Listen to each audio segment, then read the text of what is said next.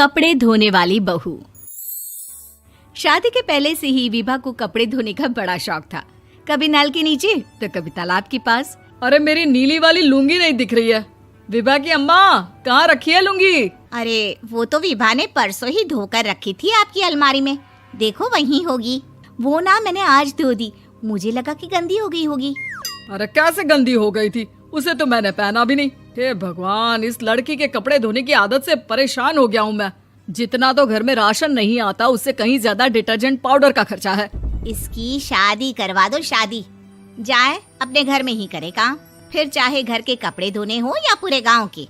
हाँ ठीक बोल रही हो, देखता हूँ मैं कोई लड़का। वो दिन भी आ जाता है जब विभा को देखने लड़के वाले आ जाते हैं। लड़की मुझे अच्छी लगी। होने वाली सास कहती है, बेटी अगर कुछ पूछना है तो पूछ लो। वैसे तो हमारी लड़की बहुत ही शर्मीली है, जो बोल दो वो मान लेती है, इसे क्या पूछना होगा। अरे कैसी बात कर रही हो माँ, मुझे इन लोगों के घर रहना है, सवाल तो कई है। हाँ हाँ बेटा, पूछ लो ना, क्या पूछना है। आप लोगों के घर कपड़े कौन धोता है? सास का मुंह बन जाता है। देखो, अगर तुम ये कहना चाहती हो कि तुम्हें कपड़े धोने नहीं आते तो सुन लो, कपड़े मैं ही धोती हूँ, लेकिन तुम्हारे आ जाने के बाद मैं रुमाल तक नहीं धोऊंगी। अरे चुप रहना भाग्यवान, बहू बेचारी घर आई नहीं, उसे डराना शुरू कर दिया। वो क्या है ना बिटिया, अभी तक तो ये कल्लू की माँ ही धोती थी, लेकिन अब तुम्हारे पापा तो दहेज में वॉशिंग मशीन देंगे ही।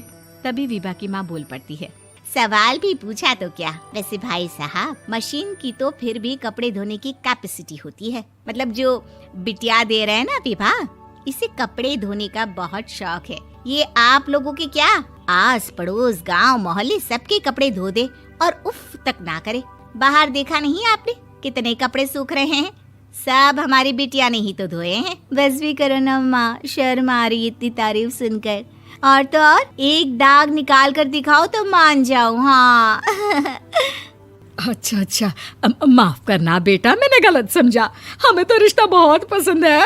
और ऐसे जुड़ जाता है रिश्ता कपड़े धोने का शौक रखने वाली विभा का। उसकी शादी हो जाती है कोयला फैक्ट्री में काम करने वाले कल्लू के साथ। शादी के बाद अचानक विभा चिल्लाती हुई सास के पास आती है। सासू माँ, अरे सासू माँ कहाँ है आप?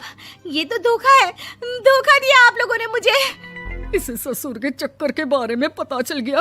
अरे तो उसमें तुझे क्यों धोखा मिला है? अरे नल में पानी नहीं आता, कपड़े कैसे कब धुलेंगे? अच्छा, तू पानी नहीं आ रहा उसकी बात कर रही है। तो आपने क्या सोचा? कुछ नहीं। अच्छा, तेरी माँ ने कहा था कि कपड़े धोने का शौक है तुझे, याद आया मुझे। शौक बोलकर कपड़े धोने वाले मेरे जुनून को कम ना आके सासू माँ, कपड़ा धोना मेरा गुरूर है। तभी पति भी वहाँ आ जाता है। अभी मैंने इसे सनी देओल की फिल्म दिखाई है, उसी के डायलॉग मार रही है माँ। अच्छा सुन, साफ साफ बता रही हूँ, पानी सुबह 4 से 6 और शाम को 10 से 12 आता है, समझी? विभा टाइमिंग सुनकर हैरान हो जाती है। ये क्या भूतों का मोहल्ला है? सुबह 4 बजे उठकर कौन कपड़े धोता है? 4 बजे टंकी में पानी जाता है, फिर सारा दिन धोना ना, किसने मना किया?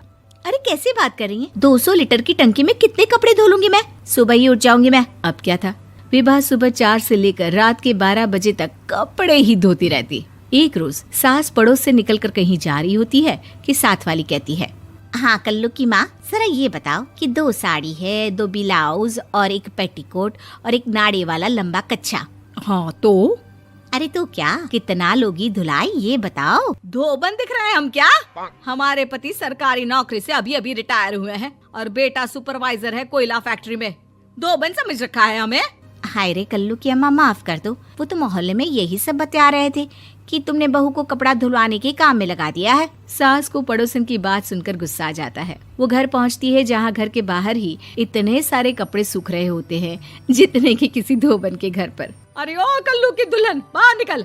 माँ जी यहीं आ जाओ, बाथरूम में चादर धो रहे हैं हम। अरे अभी हम धोते हैं, तुमको बाहर निकलो। ये आस पड़ोस वाले बोल रहे हैं कि हम बहू से कपड़े धुलवा कर उसे कपड़ा धोने वाली बना दिए हैं। अरे छोड़ो ना माँ जी, किन लोगों की बातों में आती हो? आस पास के लोगों का तो काम ही होता है कि वो किसी तरह सास बहू को लड़ा दे। बहू सारे घर के कपड़े धोती है, ये क्या कम है? बोलिए। सास को भी लग जाता है कि वो बहू का ये सनकीपन नहीं छुड़वा सकती, इससे अच्छा है कि खुद ही चुप हो जाए।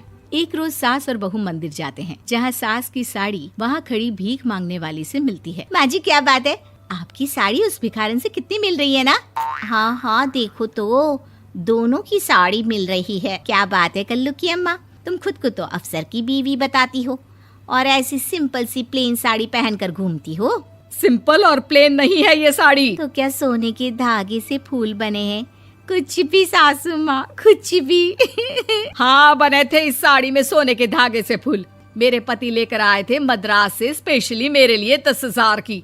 ताहे भाई साहब इस भिखारन के लिए भी सेम टू सेम साड़ी लेकर आए होंगे 10,000 की। सास उस वक्त तो कुछ नहीं कहती, लेकिन बहू के साथ घर आती है और अलमारी से एल्बम निकाल कर लाती है। ये साड़ी देख रही है, ये वही साड़ी है जिसे मैंने अभी पहना था। इस साड़ी में ये जो चमकदार फूल दिख रहे हैं ना, ये सोने के धागों से काटे गए हैं। लेकिन तू लोकल वॉशिंग मशीन ब्रश से घिस घिस कर सारे फूलों को निकाल कर साड़ी प्लेन कर दी। मुझे माफ कर दीजिए सासू माँ। और तो और, जब मैंने तुझे तेरी गलती के लिए कुछ नहीं कहा, लेकिन तूने तो सबके सामने मेरा मजाक ही बना दिया। क्यों? बहू को समझ में आ जाता है कि अब से उसका कपड़े धोना बंद।